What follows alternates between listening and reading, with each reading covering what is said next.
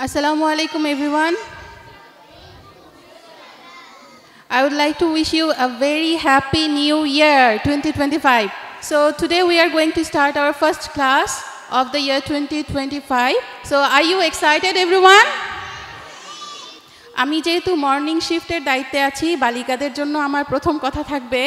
আমি তাদের নিয়েই বলতে চাই গত 2024 সালটা তোমাদের সাথে অনেক উপভোগ করেছি তোমাদের সাথে কাটানো সময় প্রতিটি মুহূর্ত সবটাই আমার খুবই প্রিয় ছিল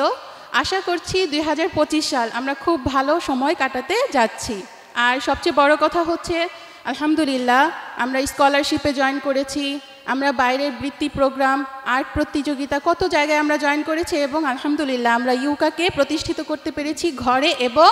বাইরে 2025 সাল আমাদের জন্য যেন এরকম স্মৃতি বিজড়িত হতে পারে সেই আশা নিয়ে এবং আমিও চাই যে তোমরাও আমাদেরকে এভাবেই সহযোগিতা করে যাও সব সময় আরেকটি বিষয় সবচেয়ে বেশি জরুরি যেটা আমি বলতে চাচ্ছি মিস আমাদের ইসরাত মিস যেটা বলে গিয়েছেন আমাদের পোশাকের ব্যাপারে আমরা যেন সব সময় সচেতন থাকি